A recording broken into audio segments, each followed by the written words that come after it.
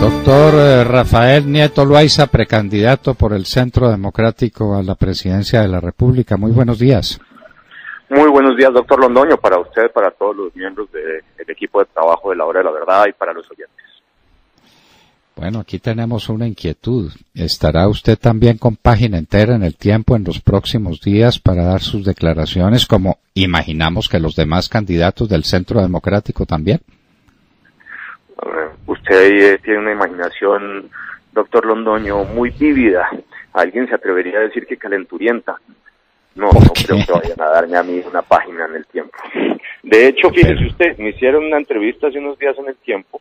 Me dijeron que iban a darme un espacio sustantivo en esa entrevista para los temas programáticos de los cuales hablé, y sin embargo no pusieron ni una coma sobre lo que en relación con lo que creo que debe ser el programa de gobierno propuse. Bueno, pero ya crearon un precedente. Me niego a pensar que El Tiempo no haga con los demás precandidatos del Centro Democrático lo que hicieron con el doctor Iván Duque. Me niego a creerlo. Simplemente por los principios liberales que informan ese periódico y por el deber de imparcialidad y de objetividad que debe tener, supongo yo. Entonces tal vez a usted le enmochilaron la última encuesta porque venía la grande, la que le van a hacer en El Tiempo, no sé si el próximo domingo o cuándo. Bueno, pero en fin. Estamos pues a la expectativa de qué es lo que va a ocurrir en ese sentido. Doctor Nieto, aquí hemos criticado sin ambages el sistema que se ha escogido para la elección del candidato del Centro Democrático a la presidencia de la República. No por el sistema de las encuestas en sí mismo, sino que por una mecánica cualquiera. Los tres encuestadores son reconocidos contradictores, enemigos del Centro Democrático. Algunos muy virulentos, como el señor Caballero, como el señor Lemoine. El tercero, pues que es el encuestador del Tiempo, digamos que es menos recalcitrante. Pero ¿será eso posible? ¿Tiene algún antecedente en la historia política que el candidato de un partido lo elijan los enemigos? Pues, doctor Londoño, yo lo que tendría que decir es lo siguiente. A mí desde el principio me pareció que de todos los mecanismos el más inconveniente eran las encuestas.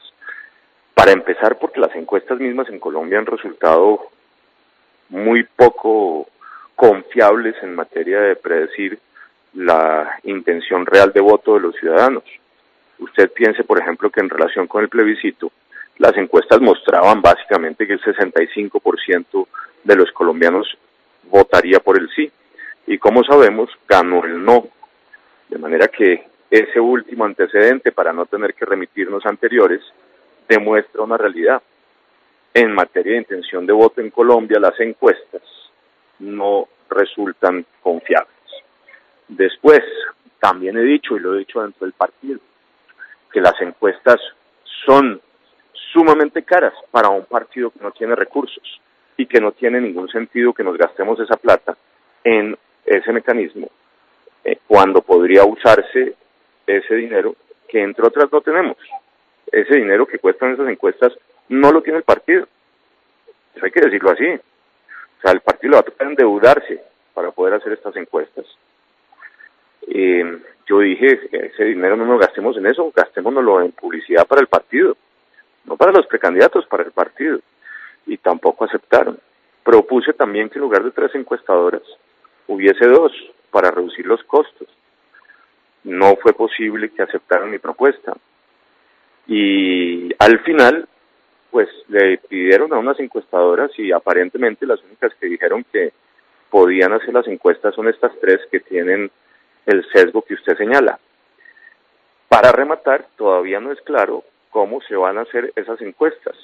¿Se van a hacer en los municipios con mayor votación uribista o no? Y finalmente un punto que resulta fundamental. ¿Esas encuestas tendrán una ponderación por reconocimiento o no lo tendrán?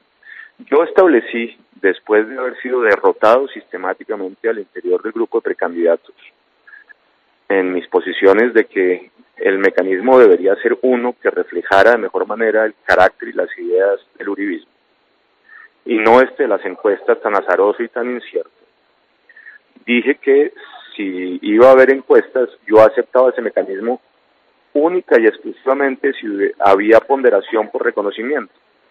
Y a estas alturas parece que mi condición va a ser desconocida. ¿Por qué ponderación por reconocimiento, doctor Londoño? Por una razón muy sencilla. No es lo mismo marcar 4 puntos en una encuesta, cuando a uno lo reconoce el 40% de los encuestados, a marcar 4 puntos en una encuesta cuando uno lo reconoce el 80% de los encuestados. Porque evidentemente la potencialidad de crecimiento del que marca 4 con 40% es sustantivamente distinta al que tiene el 80% de reconocimiento. Y porque evidentemente 4 sobre 40 es mucho más que 4 sobre 80. Pero en eso estamos, doctor Londoño. Yo no puedo ni quise seguir siendo el que se atravesaba en la definición de un mecanismo para escoger candidato. Por eso me monté finalmente en las encuestas, para que no se dijera que estaba impidiendo que el partido tuviese un candidato a tiempo. Pero, pues sí, yo debo decir con claridad, doctor Londoño, que tengo profundas dudas sobre ese sistema. Ahora, ya se escogió ese sistema y yo haré lo que la mayoría diga, pero con estas observaciones que me parece que son sensatas y que son prudentes. A ese tema de las encuestas y de los encuestadores, a lo que usted muy prudentemente no se refiere, pero pues que es evidente. El señor Lemoine escogiendo el candidato uribista, el señor Caballero escogiendo el candidato uribista, pues sí, eso es sencillamente folclórico, para decirlo de alguna manera muy suave. De manera pues que eso es inaudito. Probablemente escojan el candidato más a propósito del antiuribismo, es decir, el más fácilmente derrotable. Pero en fin, esos son temas que se resolverán en su momento, y seguramente los que escogieron ese sistema y escogieron esos encuestadores, esos ejecutores del sistema, están sabiendo muy bien qué es lo que hacen. Doctor Nieto, ha ocurrido un tema que no se puede soslayar. Y es que al mismo tiempo, el Partido Centro Democrático prescindió de 2 precandidatos excepcionalmente valiosos. Óscar Iván Zuluaga y Luis Alfredo Ramos quedaron por fuera de la contienda, independientemente de que fueran los que mayor cantidad de puntuación tuvieran en las encuestas. Obviamente eran los de mayor reconocimiento, en eso usted tiene toda la razón. Tal vez tuvieran menos oportunidad de crecimiento exponencial que lo que tuvieran otros candidatos, no importa, pero ¿no le parece es un lujo demasiado costoso, o que puede ser demasiado costoso para el Centro Democrático, prescindir de este par de figuras cruciales de la política del Centro Democrático? Yo dije, doctor Londoño, en la última reunión que se tuvo el día viernes, lo mismo que vengo diciendo hace al menos 15 días, que hay que buscar un espacio para que el doctor Ramos y el doctor Óscar Iván Zuluaga, sobre quien coincido con usted, es evidente que deberíamos permitirles que participaran en el proceso de selección del candidato en razón de sus aportes para el partido. Digo entonces, insistí también el viernes y de nuevo fui derrotado en que se diera un espacio hasta el 30 de noviembre para que los dos pudieran despejar las dudas que impiden que puedan presentar su candidatura. Lo dije, lo reiteré y de nuevo salí derrotado. Es más, dije también, cosa que no había dicho antes, que si lo que podían pensar mis otros compañeros en las precandidaturas era que yo estaba pidiendo que se moviera hasta el 30 la fecha límite para la inscripción de los precandidatos. Tenía razón en que no quería que se hicieran las encuestas.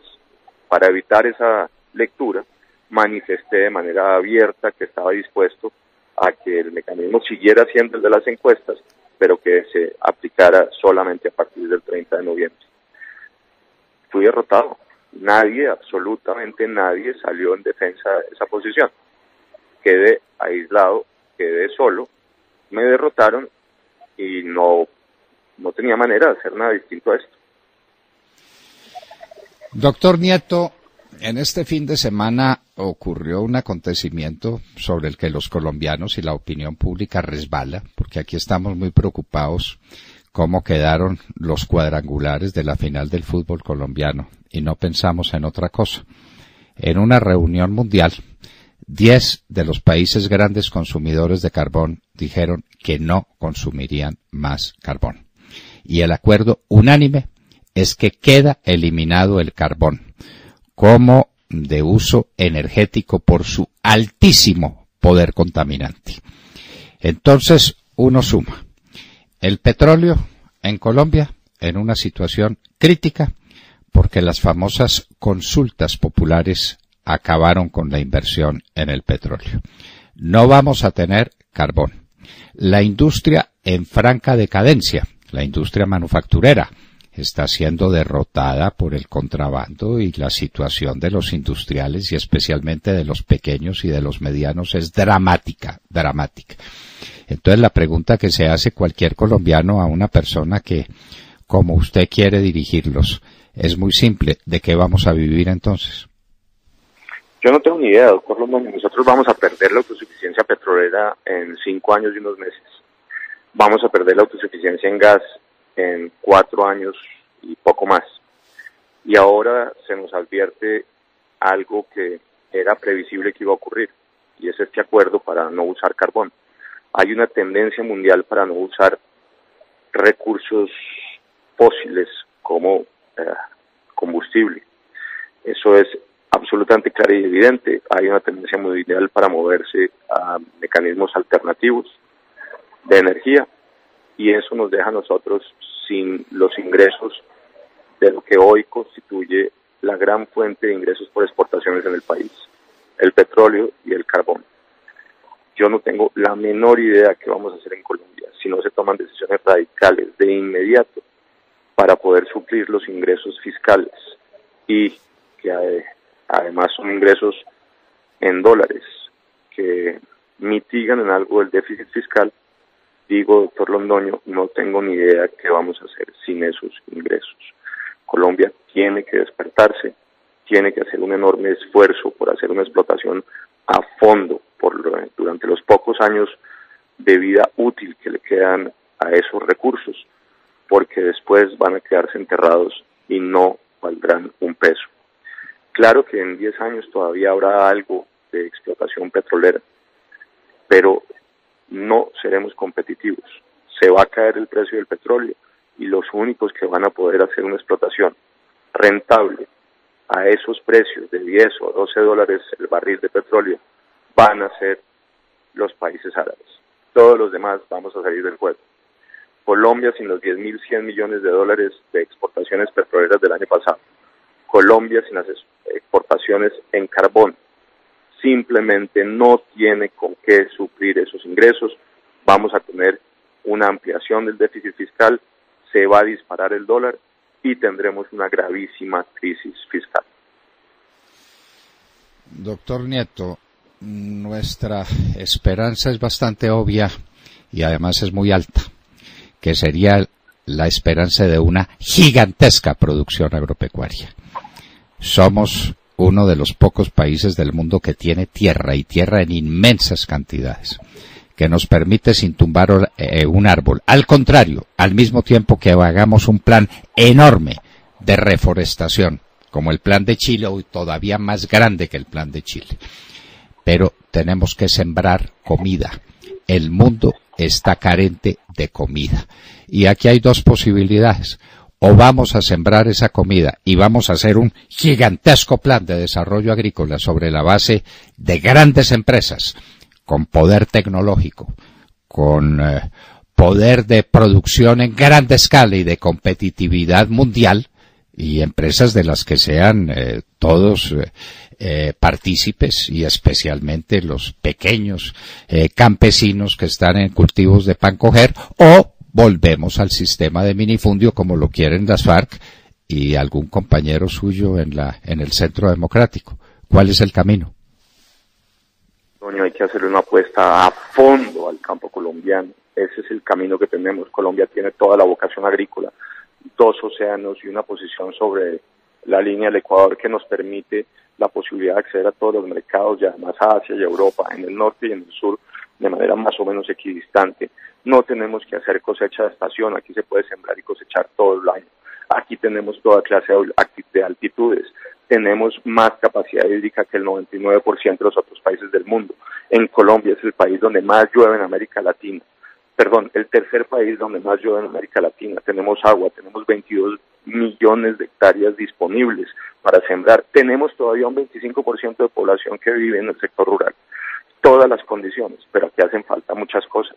Aquí hacen falta de carreteras que permitan el acceso de los campesinos a los mercados de manera más rápida, centros de acopio para que no dependan solamente del comprador en el pueblo, que funciona como intermediario y fija a su capricho y arbitrio unos precios. Tenemos que generar unas políticas de sustentación, tener distritos de riego para que el agua que exista realmente quede disponible a disponibilidad del campesino. Tenemos que despolitizar y desclientelizar el Ministerio de Agricultura, Corpoica, Finagro. Tenemos que conseguir que el Banco Agrario le preste al campo y no le preste a las multinacionales, como ocurre hasta hoy, incluyendo a Odebrecht. Necesitamos que haya doble titulación en las escuelas rurales para que los campesinos salgan bachilleres y puedan irse a estudiar una licenciatura, pero también salgan al mismo tiempo como técnicos o tecnólogos agrarios y tengan por tanto los conocimientos para hacer de su terruño, si deciden quedarse en el campo, y ojalá así sea, algo mucho más productivo. Necesitamos generar precios de sustentación, tenemos que aprovechar un ejercicio de investigación de ciencia y tecnología para aprovechar la biodiversidad colombiana, que es una de las más ricas del mundo, pero además tenemos que hacer una ruptura de los cuellos de botella de la productividad. Uno de ellos, y es fundamental, tiene que ver con precisamente lo que usted ha señalado. Colombia tiene que incentivar la asociatividad de los pequeños campesinos y tiene que incentivar la productividad entre los pequeños campesinos y los agroindustriales. Aquí no podemos caer en la trampa del minifundio. La trampa del minifundio es la trampa de la pobreza. Si los campesinos minifundistas no se asocian, quedan sujetos a una condición de pancoger, de apenas sobrevivencia y finalmente de pobreza. Si los campesinos no se asocian con los agroindustriales, no tienen posibilidad de alcanzar mercados grandes ni de conseguir finalmente la capacitación, la semilla, los incentivos de escala que son indispensables. Y por supuesto, en muchos casos hay que permitir de manera decidida la agroindustria, como ocurre en todos los países del mundo, porque es la única forma en que se puede ser realmente competitivo. Doctor Londoño, déjeme decirle lo siguiente, perdóneme usted, yo me tengo que embarcar ya en un avión y voy a tener que abandonarlo, pero no quiero dejar pasar esta oportunidad sin hacer una aclaración. Por ahí andan en las redes sociales sosteniendo que me le atravesé a la candidatura del doctor Oscar Iván Zuluaga el día viernes. No corresponde a la realidad, eso no es cierto. Yo di la pelea para que se ampliaran los plazos que permitieran la formalización de su precandidatura, tanto como la del doctor Luis Alfredo Ramos, y hice una defensa vehemente de los motivos por los cuales entendía y me parecía razonable que el doctor Oscar Iván pudiera aspirar, cosa que me parece legítima. He dicho sí, claro, por supuesto que todas las dudas deben estar despejadas, pero por lo mismo no he hecho sino decir que hay que dar espacios para que esas dudas se resuelvan y se resuelvan como corresponde. De manera que quiero aclarar, para que esa especie deje de correr, que no es verdad lo que se está diciendo. No sé con qué mala intención se ha esparcido ese rumor, no corresponde a los hechos. No pronuncié una sola palabra en contra de Oscar Iván Zuluaga, al contrario, expliqué y hice una vehemente defensa de lo que, en mi opinión, mueve al doctor Oscar Iván Zuluaga en su pretensión. Doctor Rafael Nieto Loaiza, tome su avión, seguimos en contacto y esperamos leerlo muy pronto en una página entera en el diario El Tiempo. Muchas gracias, doctor Londoño. Vamos a ver si sus palabras tienen algún efecto. No. Vamos a ver, el doctor Rafael Nieto Loaiza, precandidato a la presidencia por el Centro Democrático, estaba con nosotros en la hora de la verdad. Rafael Nieto Loaiza, sin duda una de las figuras descollantes en esa constelación de buenos candidatos que tiene el Centro Democrático. No digo candidatos y candidatas porque no quiero entrar en ese ridículo. No digo candidatos. Sí, por eso. Pues, ahora va a decir pues que es que estoy excluyendo a María del Rosario y a Paloma, que serían no solamente candidatas de excepción, sino presidentas de lujo para cualquier país en América. Lo digo pues con toda franqueza y ellas saben que lo estoy diciendo con verdad. Y quien me conozca sabe que lo digo sin ninguna exageración.